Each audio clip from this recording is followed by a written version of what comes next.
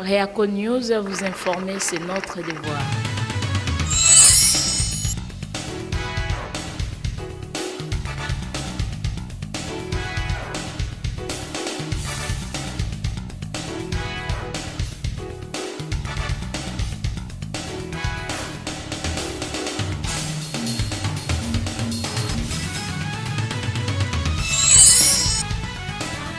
Réaco News, la chaîne qui vous informe à temps réel.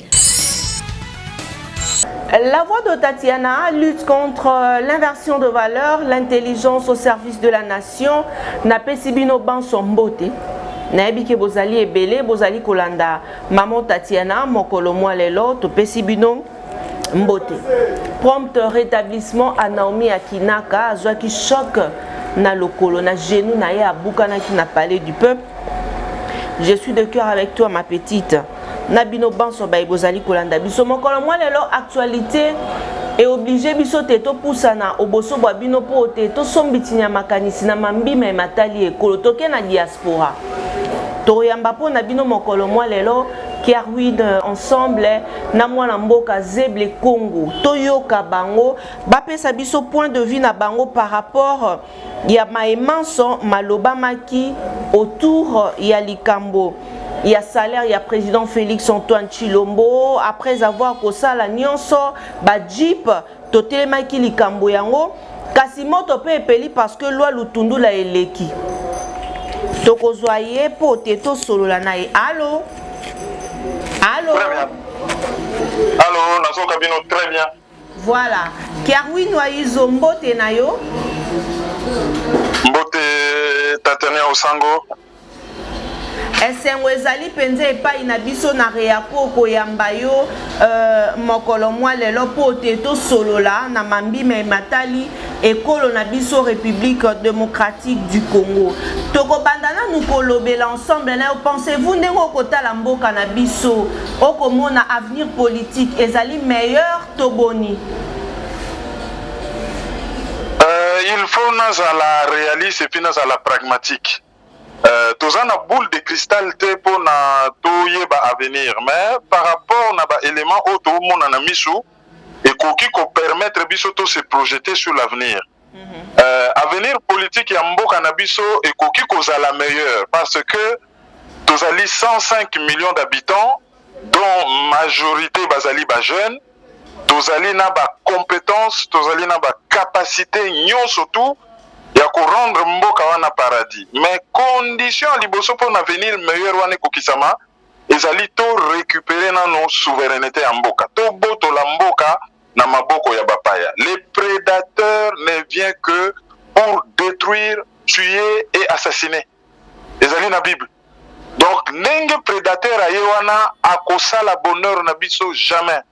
Il faut en finir avec les prédateurs. Soki to silani na prédateur to pesi ba kolabo suka na etumbu po ba lapa et après na ba capacité otoza nango ba fille ya Congo na ba garçon ya Congo ba koka na nyonso po na ko développer mboka wana tozali capable. Matondo mingi na butu ya mercredi pe ya jeudi na quartier Rwangoma na ville ya Beni au moins 11 civils oyo bazalaki attaqué lelo yo moto ekokoba kopela bandeko na biso bakokoba toujours kokufa na est ya République démocratique du Congo na ba rebelle lelo tokoki ko espérer totika tango te état de siège aussi ekosalaka pe mosala na yango malamu na ngambo ya est ya République. État de siège ekosala mosala ya malamu te parce que objectif ya état de siège ezali te ko sécuriser parti wana mais ezali ko mate ba imboka oyo bazotelemela projet. Pourquoi na lobi boy? Il faut koyeba que moto azali na pouvoir azali choix ya peuple te. Et d'ailleurs élection ezalaki élection ya peuple te parce que basala ka élection na mboka oyo ezali occupé te. Likambo ya Congo tozali na ba commanditaire États-Unis, Canada, Grande-Bretagne, l'Allemagne et toute l'Union européenne avec la Belgique, Israël, Australie, Nouvelle-Zélande, enfin bref. Bazaki ko utiliser ba sous-traitants. Ba sous-traitants ezali Rwanda, Ouganda, Burundi et dans une certaine mesure Angola en Afrique du Sud. Et bazana wana ba exécutant na bango ba exécutant ezali gouvernement ya Kinshasa na opposition d'accompagnement plus tous les systèmes des Nations Unies ezali na Kinshasa.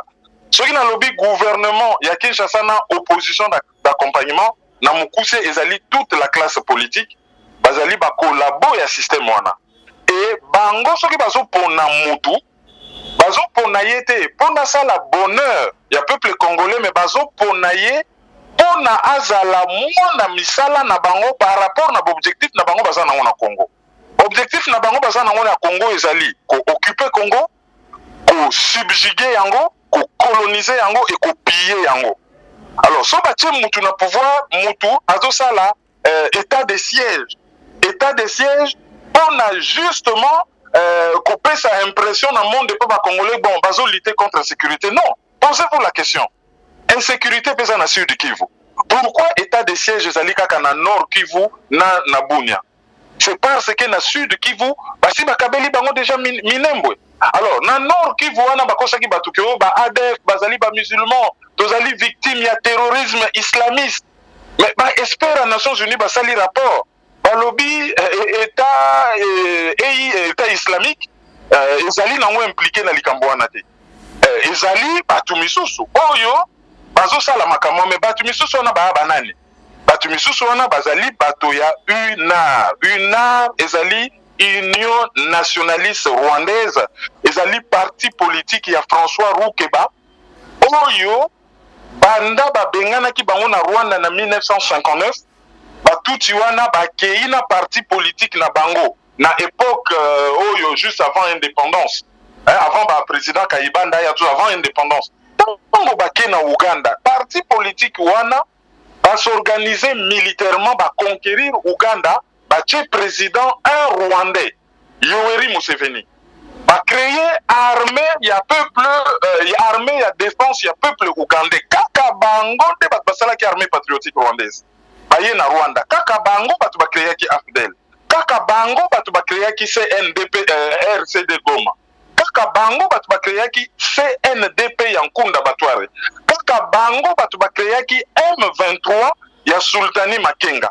kaka bango na ougandaise na bango batu ba créer ki MLC batie congolais liboso Jean-Pierre Bemba kaka bango oyo bozo benga tuti congolais kaka bango nde oyo batu bazo benga ADF nalu ça dit ba ougandais kaka bango nde batu oyo bazali ko benga ba FDLR kaka bango nde bazali ko benga Interamwe nyonso wana c'est de la poudre aux yeux bazo distraire ba congolais on dirait ba congolais bozo bunda bino na bino rébellion ce n'est pas une rébellion c'est une armée mono-ethnique d'occupation il y a ba tuti anglophone il y a UNAR. Alors, c'est de la distraction. Et état de siège, UNAR a koki kosala jamais état de siège pour ne pas combattre bango. UNAR a sali état de siège wana pour ne combattre plutôt ba mai et que projet na bango et salama. Yango na bomondi batie batu na ndako état de siège bofana na bandako. Comme batu bazo kota, batu moye ba se défendre des alités, ba jeno ba surveiller ka batala nani mupaya koti na mboka.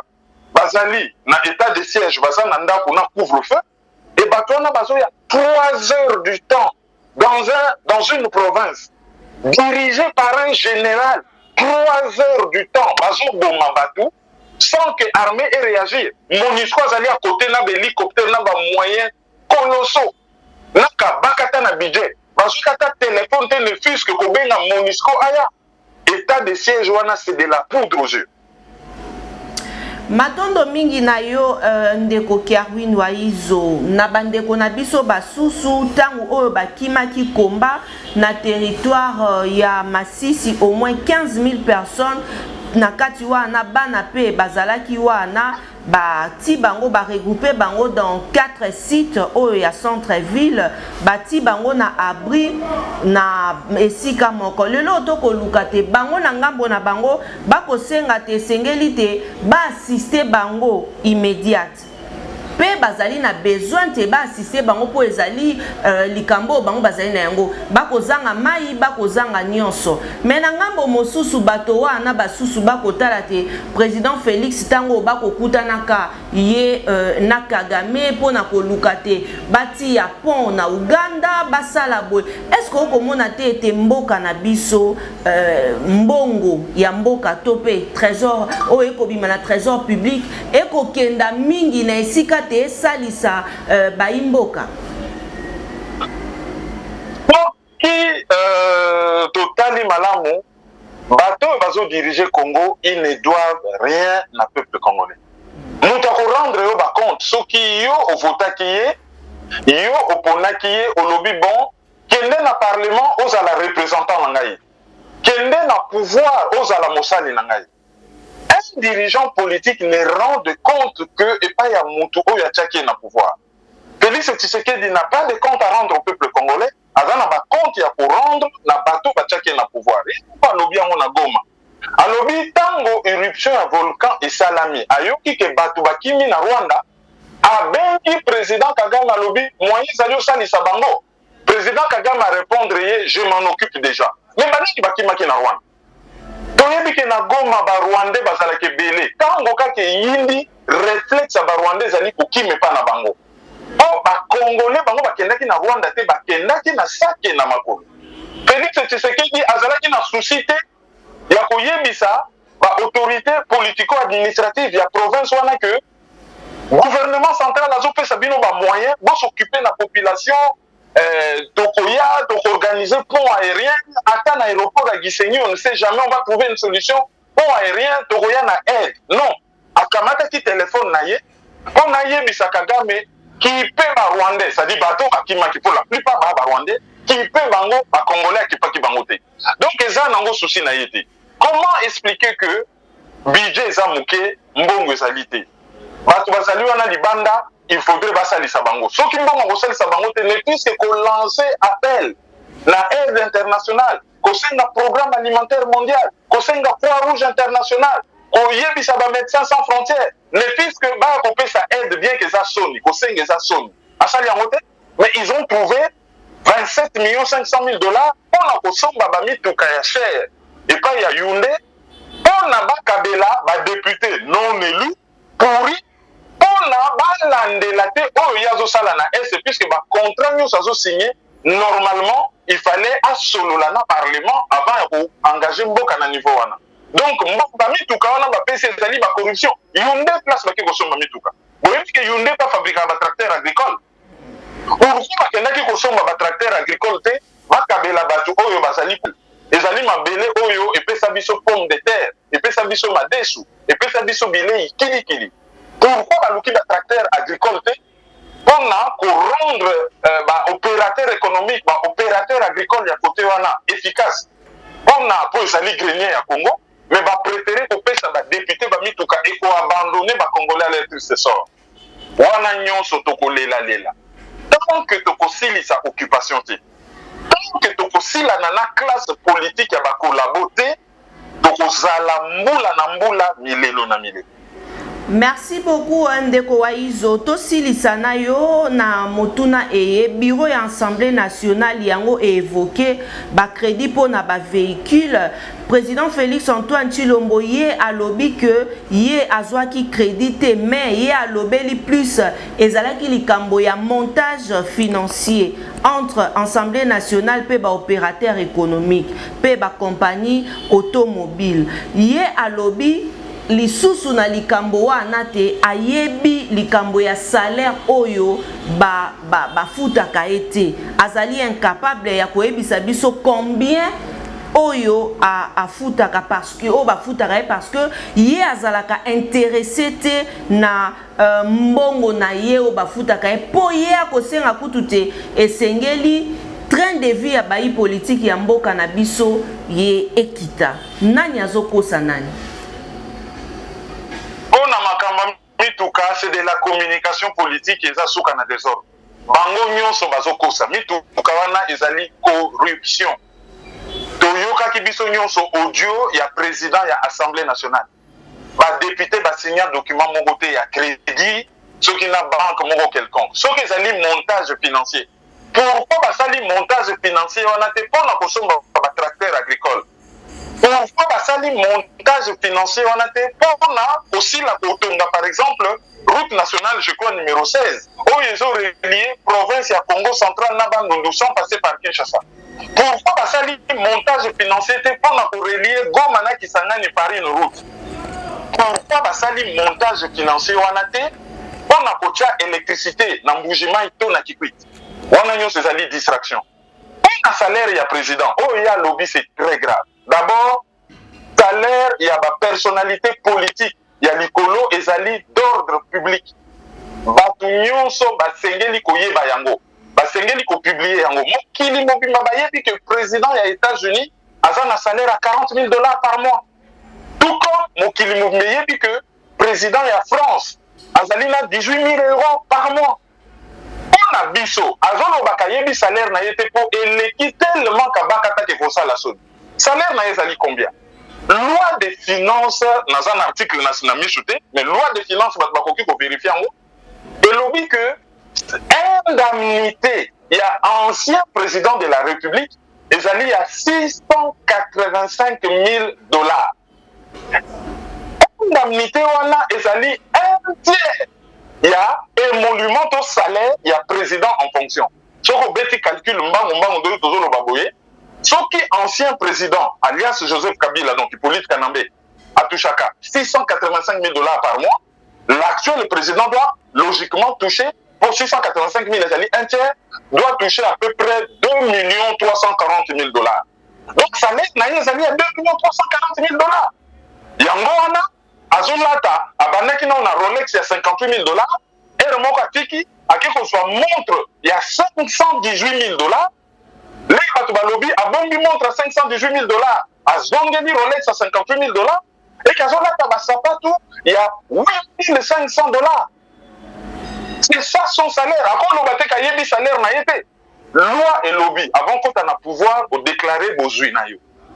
Mon collègue Bima n'a pouvoir, au déclarer Bozui Nayo, pour na bayeba, au contact na combien, au bimi na combien, salaire Nayo Zaki combien, est-ce que Bozuana, les alliés qu'on se justifie ou pas, sinon que aux alliés devant cas, il y a enrichissement sans cause.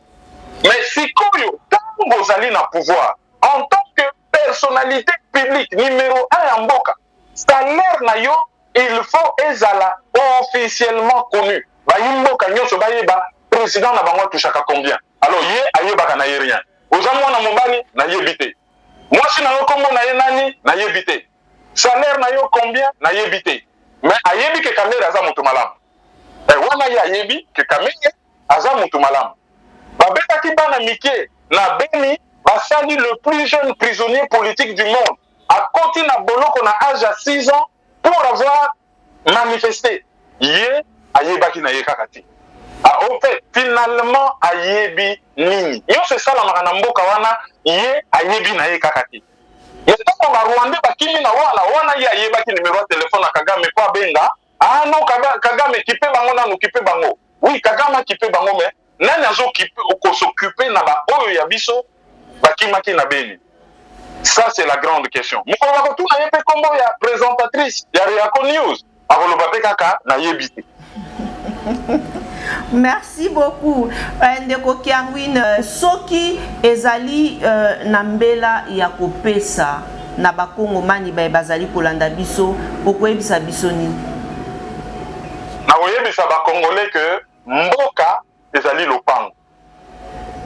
Il y a tellement monnaie, mais il n'y a pas de différence entre Mboka na lopango ndenge tofanda na ba parcelle na biso, na mampango na biso, na Matadi, na Lubumbashi, na Kananga, auto na Kinshasa.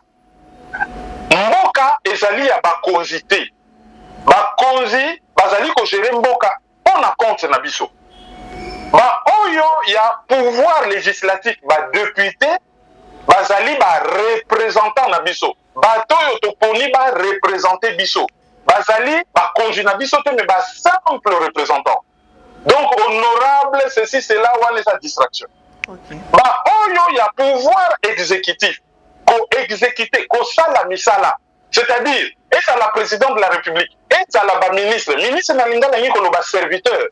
bazali bana ya misala na biso bazali ba son excellence te ndenge bato babenga ba oyo ya pouvoir judiciaire bazali wana mpona koveiller à ce que droit ezala respecté justice ezala na mboka vivre na misère dans un pays aussi riche ce n'est pas une fatalité ezali parce que tozali tolérant mokolo tokotelema tokoloba enough is enough toboyi oyo tokotelema tokozongisa bango na nzela tobotoli mboka tobengani bato ya mabe tokovivre heureux ntango tokozovivre wana basituation mosusu bokomi kokanisaka eza normal ezali normal te bokende na Kenya bokende na Botswana bokende na Tanzanie bokende na Côte d'Ivoire bokende na Sénégal bokomona ke Congo eza na libulu te Congo ekomi na fosse septique biloko misusu bato bazokamwa na Congo biso bato fanda na poto badirigeant wana baza bamisusu bauta awa c'est des anciens checouleurs bamiyibi toyebi bango awa bayebi autoroute eza nini bayebi aéroport eza nini bayebi mai efonctionnaka ndenge nini bayebi tout à l'égout bayebi internet eza nini tosi tokomi na haut débit na 5G mais comment na Kinshasa mai luxe électricité luxe kolia luxe soki akei école maternelle ya mwana na ngai ezali plus équipé que Unikine ce n'est pas normal. Il faudrait battre baloba, ce n'est pas une fatalité. Non, trop c'est trop. Battre les mains, va reprendre mboka na bango et va considérer biso batapoto te lokola ba antagoniste. Biso na bango tozali na même barque. Jamais na koki kolia na tondi na yeba que na Kasai bato bazali na nzala. Kasai il fallait que zala grenier, il fallait fournir masango na Afrique centrale mobimba. Kasai est comme un des endroits oyo nzala eleki na mokili après Yémen. C'est inadmissible. Ba oyo bazo applaudir occupation pour des raisons tribales. Bazali na erreur. Nous sommes tous des Congolais. Bana tata moko mama moko na ba différence na biso, na malamu na biso na mabe na biso. Devise na biso po ezala touch one, touch all. O toucher moko, o toucher biso nyonso. Ennemi na biso nani? Ennemi na biso ezali ba agresseur na biso. Ennemi na biso ezali ba collabo. Bayimboka bato ya classe politique elito bazo coopérer na ba collabo mokolo to ko identifier l'ennemi na biso mokolo to ko agir mokolo wana nde to koyeba bonsomi ezali nini matondo mboka matondo mingi mwana mboka Kerwin Maizo ndengo opesi biso penza ngunga na yo te tosola na yo. Voilà, mesdames et messieurs, wana touti kozwa pona bino Kerwin Maizo yende azalaki intervenant na biso ya yambo ya mibale tokozwa pona bino mwana mboka Zeble Congo matondo mingi na bino nyonso ndenge obozali branché scotché sur Reaco News pote bolanda émission na biso ya mokolo mwa lelo awa tokozwa pona bino les combattants intelligents Zeble Congo yepe apesa biso mbela na ena mituna misusu pe eye tozali na yango lelo sur Reaco News. Voilà mesdames et messieurs les combattants intelligents mbote na yo mbote mama Tatiana esengo mingi ezali epai na biso koyamba yo mokolo mwa lelo parce que touti kosolola na moko ndeko na yo Kerwin Maizo sika tokomi na ngonga te tozwa yo po tozwa point de vue na yo par rapport ya président Félix toyamba yo na ba émission Zeble Congo oloba mingi président Mobimba la kaka sala kate enfin président Félix akende ki na Goma bino mai bomona ki sika analyse nini yo sali tango ke na Goma eloko ni ya malamu asali oya malonga o to kobeta maboko akei asali loko malonga so akei kolaka te et après Goma akende ki wapi na Beni alobi nini soko tali likambo ya Beni oya kinda kosala esuki ndenge nini azokamwa tango ezokoma na Beni ye azokamwa que armée ezalaka infiltré ya tindaki armée asalaki état de siège non état de siège ezalaki mpona kosilisa bitumba oyo bato bazoboma na Beni na Goma ke kotala bandeko oyo bazalaki victime ya baconséquence ya éruption volcanique à promettre pour bandeko wana bazali banda batambola qui d'abord na pasi ba se déplacer qui n'a pas sans aide il y a l'état congolais. Et puis hier Félix a commis na Goma plus de 3 semaines après éruption volcanique. Mais tango azali na Goma wana moi séisme muke kaka na Rwanda batu ba kufimilité muke akatimba na Rwanda pa kendotala.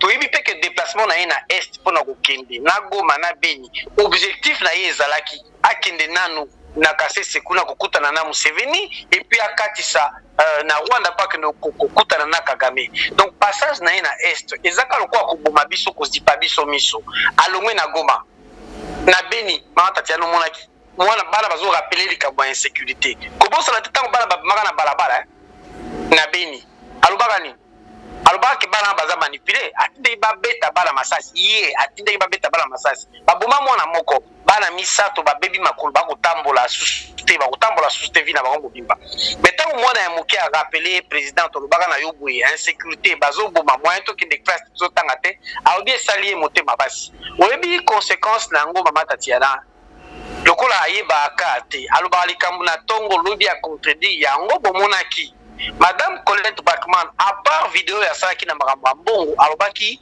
bozana président na moto amboko moto dezo sala bien te abengaki amnésique mama Colette Bachmann siko toko zela bande kwa yu de peso bafinga ka bato bafinga ka yo bafinga ka ngaso to bilikam to zela kwa Colette Bachmann afingi amnésique aza moto ne cerveau ebeba ekanga makambo te to bosana makambo ba porter Colette Bachmann plainte pour outrage au chef de l'état wali kamba liboso ya mibale tango yake na Goma ba promettre ba mbongo pona ba sinistré kaka ba sinistré à Goma ya éruption volcanique na bande ko mususu o ya débordement ya lac Tanganyika na côté ya Uvira oyebi ke Union européenne mutezo pesa biso ba aide ya 180 000 euros par mois eza kamba soni awa ke asisi situation ni na état de siège moi comme armées infiltrées armées ya ba mafieux. Mais suka na ngo tango apusani monita keiti komona Kagame azongisu na Goma ale akomi ko signer contrat na Kagame en matière de sécurité motagoma rapana bino bo signer contrat exploitation minière pour bango baosa la industrie à transformation il y a or na Rwanda za na or c'est l'or du Congo ou banda ko piller banda kala. Bref, résumé à passage à Félix Tshisekedi na Est, la République démocratique du Congo, c'est juste à officialiser, à rendre officiel makambo Rwanda banda ko sa na Kabila banda kala. Loko ba osa ngo ya ko batama basala ka ba rébellion basala ka boye. Siko ko koma likambo ya contrat, likambo ya ba accord bilatéraux Rwanda ko ya kozwana ye. Or kakate après on a coltan, après kozala diamant, Uganda zozwa pe côté kuna yi ata ba pipeline pour na pétrole na ba ko exploiter pétrole avion nyonso comme officiel de telle sorte que mokolo trolinga ko poursuivre na justice Rwanda Uganda pour na pillage pour Uganda to radana problème ya justice après ça mbongo na biso 13 milliards Félix habité botika mon temps moko to ko poursuivre Rwanda pour na ba massacre pour na exploitation pour na pillage ba minéraux Kagame na kimia akubimisa ba contrat wana to ba accord akolakisa nyonso esalamaki officiellement en bonne et due forme et le quoi babakana le poto au nom de la continuité de l'état soit to koluka moyen ko sala revisitation ba contrat soit to kozala obligé to respecter yango omoni buzo ba Félix na ebite ta buzo ba ke na Goma ke osala nini et ba journaliste oyo baza kuno ba kumisaka ye balo banana awaki qu'est-ce qui a changé sur place na ba kisaza na est. Oui, il y a 2 jours, Badef Nalou, Biboso, bâti ba bombe, 2 explosions. Karanabeni. Taouyazalaki, à Longoka, jour après explosion. Il y a 2 jours, Baouti Kouboma 10 personnes. Mama Tatiana Nabeni. Bakati Bango Mike, Nazana ba image, son a Tindelio, na été son Kotan. L'équipe na maison par maison. Oh, bakati na mwasi mfuni boko mutu, bapandi nzoto na bana. Mais bato ya Beni na quartier on est à Wangamo kombo nango Wango maso na bosanité balobi que secteur on état de siège ezali kaka basoda ya FARDC bazana bazo tambola na butu siko bato bazoli na bazo tuna ba ADF talongo eza banani ba bomi bato na kati état de siège président na bino auti na Beni babiti na butu zaka ba FARDC et bato batamboli na bibembe mususu na balabala ba olo baboye tala yango na ba site nyonso wana poto ezali ba journaux nyonso batiang babi FARDC égale ADF nalo ADF nalo égale FARDC po ba bazali kaka na uniforme ya FARDC puis ba bomi butu mo bazo kanga so ezalaki ba ADF nalo ba FARDC bazalaki wapi siko état de siège na passage ya président na bino kuna to tirer conclusion et changer nini. Voici ma réponse. Merci beaucoup. Le combattant est intelligent. Tolobela Maïmatali vaccin, hein, parce que président Félix Alobi, je n'ai pas eu tort en parlant d'AstraZeneca. Donc, il y a un problème. Nakati ya vaccin wana. Le prochain vaccin Oyo Ekoya Tokoya Basi Tope Mwasi na ye mei bako se faire vacciner. Wana selon président Félix Antoine Tshilombo. Mais entre-temps, bazali ko tindika ba Congo manité sengeli to se faire vacciner pour Tolanda qui peut Martin Fayulu a lobby que non, il faut to se faire vacciner yé azala qui vacciner. Mais vaccin en président de la République a boyi. Lobby ezali même vaccin o ba été ni ba ipsara biso te sengeli na biso to zwa. Lelo yo tondimela nani po nengo to komona président vaccin ekoti na kati ya mboka na ye tango bango bandima ki avant te sengeli to se faire vacciner pote covid ezali na mboka na biso lelo président yeme ya lobite azalaki na torte ya koboya vaccin wana o ezali awa o bazali kopesa ba Kongo mani toloba nini na contradiction wana Félix Tshilombo bazalo kuta ya boya vaccin. Tout ça ba image, vous avez ba image ya campagne ya zosala ya vaccin te.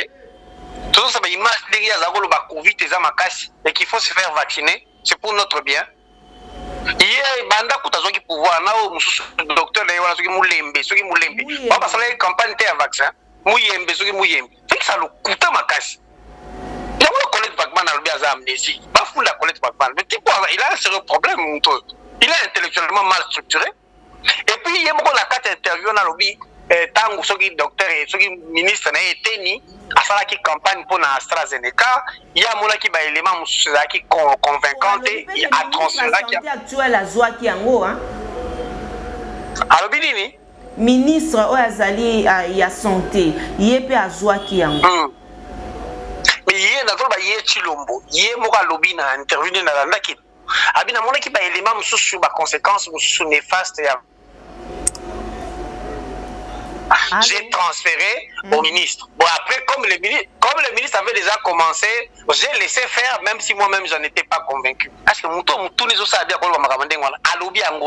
il a laissé faire, même si lui-même, je n'étais pas convaincu. Il a changé à la fin. Bien. Donc, un chef de l'État, j'ai laissé faire, même si moi-même, je n'étais pas convaincu. Parce que quand on n'est pas convaincu comme chef d'État, on laisse faire. On ne laisse pas faire, on arrête. Il n'avait pas arrêté du coup, il a dit, il a laissé faire.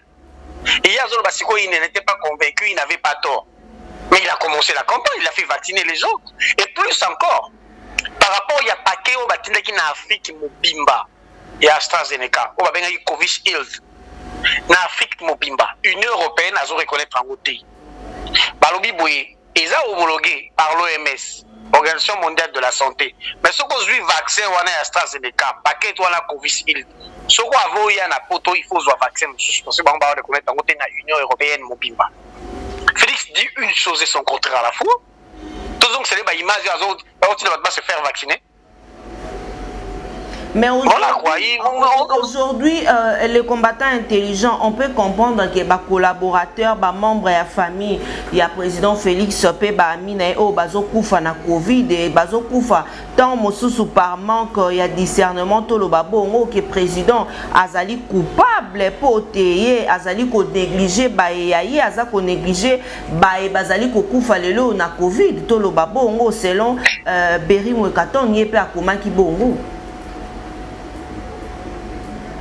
Aspects. Il y a des beaux soins. Il n'y a aucune preuve que ma... Allô? Allô, Nazokayo, Nalobiboye. Ozokanga Matatiana. Il y a deux aspects. Ce qui est à Covid, c'est que Covid, il y a RDC spécial. Ils ont pour Nabatou. banda covid et bandaki bato ya kabila bazokufa nango te, bato ya FCC bazokufa nango te, bato ya UNC bazokufa na covid te, kaka bato ya Chilombo na famille na yende bazokufa na covid. Deuxième aspect, qui a vérifié que bato bazokufa na covid? Bato musu bazokufa na covid. En tout cas na yebité, mais son covid est comme famille au sango, mais ba voisin en face à famille au sango bato te na quartier mototé covid ango yeke bo na famille na bino. On trouvez pas qu'il y a un problème. Tu ko bato nous besoin qui va vaccin avant. Parce que Félix aloba na bango ni. Parce que ça ba image azo ba pas se faire vacciner. Tout le monde qui va président Moussolo kwa Magufuli ba boya ki vaccin. Pour AstraZeneca ka mtu yaki siko biso plan ya financement nini vaccin nini biso to proposer ki tozwa na mbongo nini. Et pourtant ko tambo na Europe okuta na Macron ba contact na OMS tozo ko zwa mbongo pour na financement ya Covid. Siko financement ya lutte contre pandémie Covid mbongo na to sa na nini. Parce que le tozela ka ba don biso peut to commander ba vaccin biso mo po tozwa mbongo tozwi financement ya OMS tozwa ki aide dernièrement ya France le président Macron. Siko biso vaccin nino biso moko to commander auto sombi par rapport ya ba don auto zo ya ofele. C'est cela le problème. Vite la famille il y a Félix, il y a des collaborateurs, il n'y a aucune preuve, il ne faut pas miser là-dessus. Bon, du coup, tout le monde a un problème cardiaque, une hypertension, une maladie, une insuffisance rénale. La commission qui a 38e personne, 40e, on est au cas de Covid. Ne soyons pas naïfs, Matatiana. Nous menons un combat politique. Les combattants intelligents, président Félix, on peut dire que Yé Azali le seul homme au monde, surtout le babongo, oyo ayebi salaire na yete, mais eloko ezoka mwisa ayebi que ezali exorbitante. Eloko otoko linga koyeba. Président Félix a lobby une interview na yeba tunaki et pas à Christian Lusako et no lobby. Je vous parle très sincèrement avec mon cœur. Je ne connais pas mon salaire. Aujourd'hui, peut-être que vous avez un salaire n'a été. D'abord, laissez-moi vous dire que ce garçon est un menteur. Il y a un salaire n'a été bon, il y a 2 millions 70 000. Par rapport à ma calcul, il y a Kabila peut-être. Par rapport à ma calcul Kabila, parce que justement, parce que salaire il y a Kabila en tant qu'ancien chef de l'État, ils ont juste, je crois, un quart ou un tiers, il y a salaire, près d'un tiers, entre un tiers et un quart, il y a salaire, il y a président.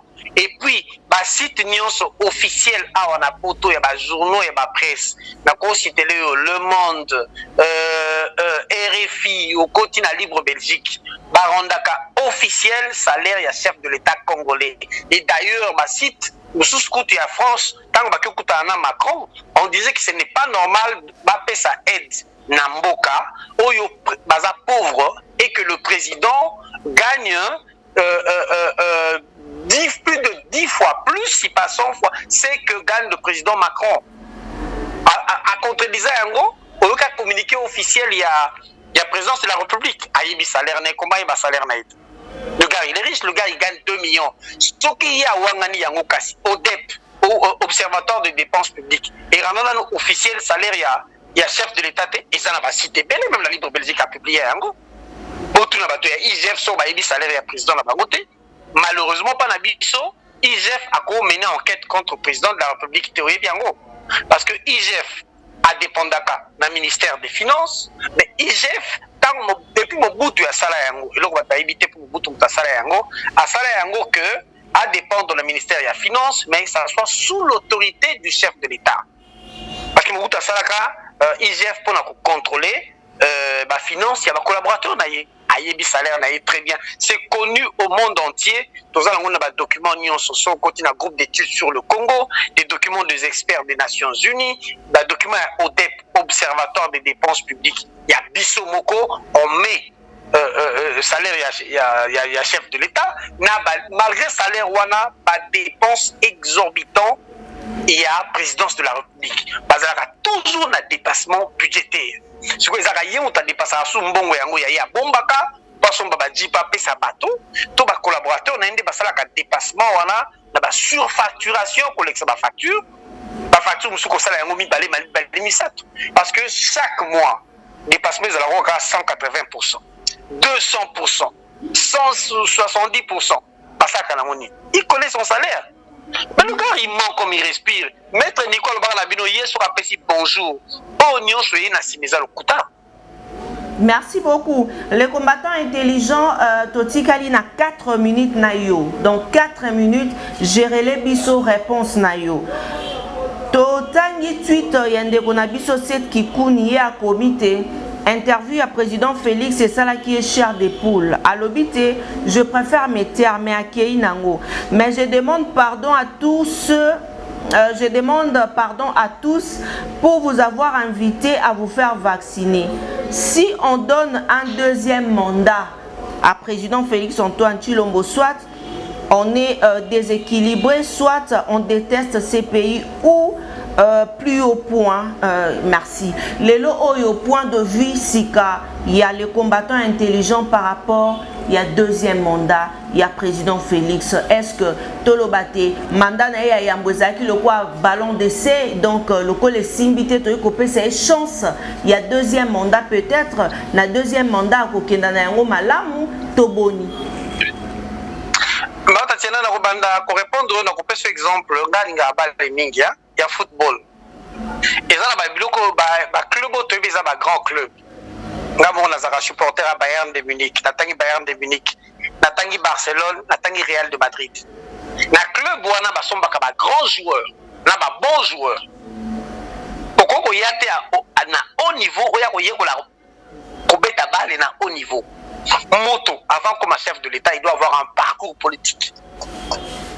Il y a comme parcours politique. Si l'on base dans le problème, il y a CV. Sur le problème, il y a CV, c'est-à-dire qu'avant la première, il y a insuffisance sur le plan intellectuel. Je ne mens pas, je ne l'insulte pas. Ce qui est la CV, il a quel diplôme, il a quel parcours politique. Parce que le diplôme, quand il est quitté, parcours, il y a moto, et ça va que, n'ayez moto, azo kola, l'expérience, azo kola.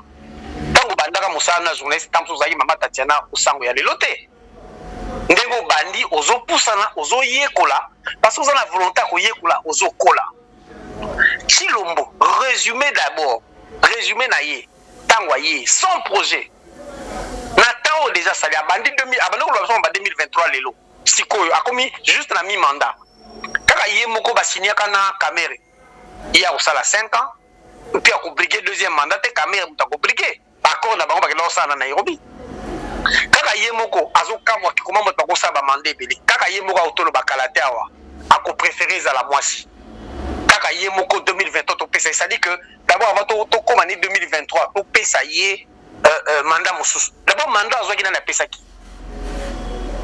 to bi gagner élection to bi kaza receleur il y a fraude électorale au Kabila sali à la PCI et puis depuis autre chose baki c'est la mandat pour quel bilan Tshilombo Azawa à part mbo ba yibaki na 100 jours au etiki ba de mouton tu retenir quoi de Tshilombo à part tribalisme na kofinga bato parce que situation est comme catastrophique Kagame na Museveni ba ko ba prince na ko signer ba accord et puis il ne dit même pas que à composer candidature en 2023.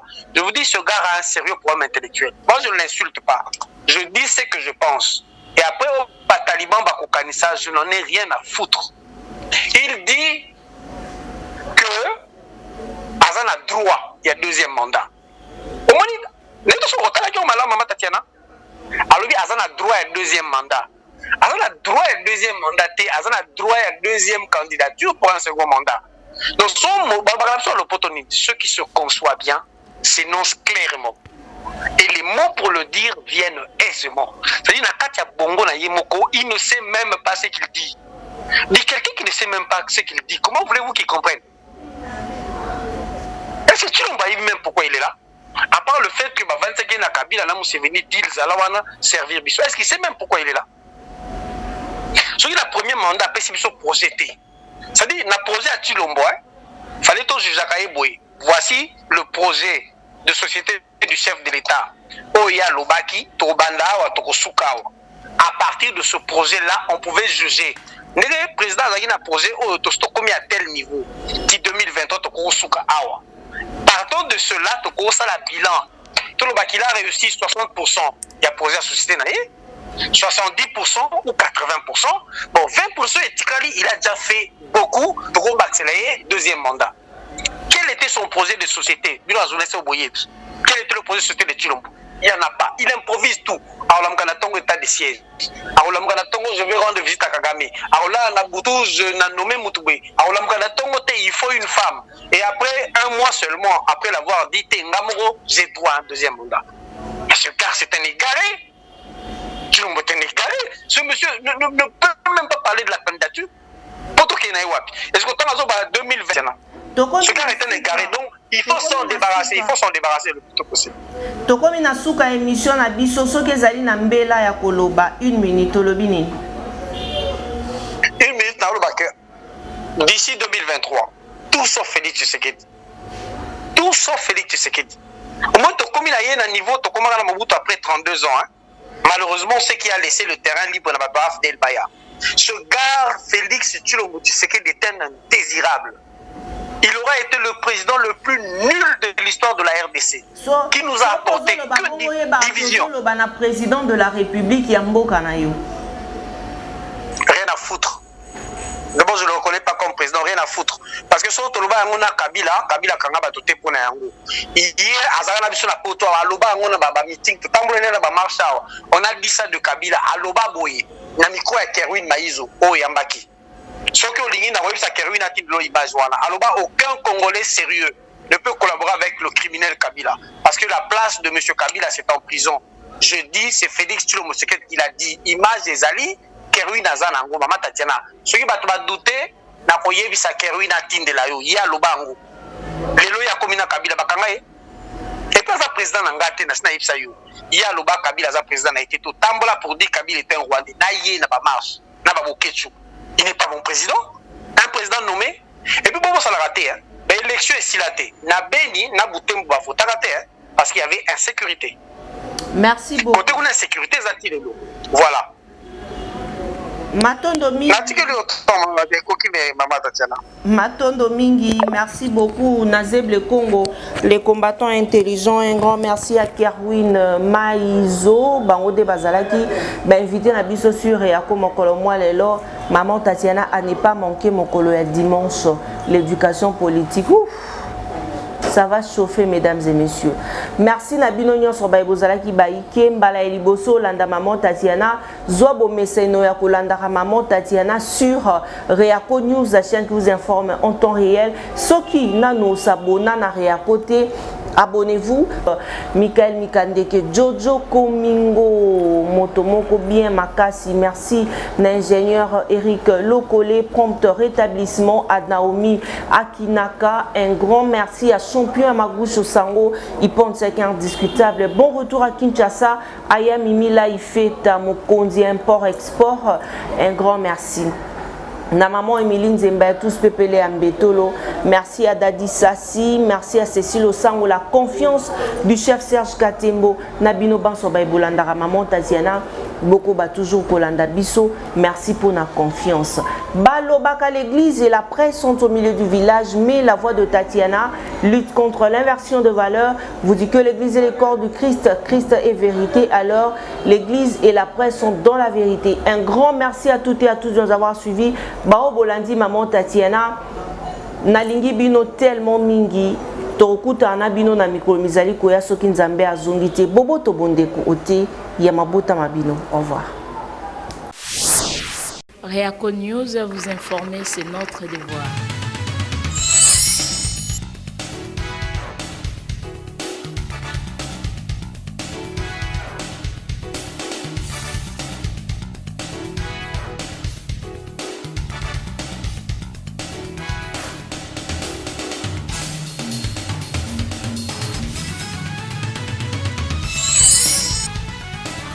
Réaco News, la chaîne qui vous informe à temps réel.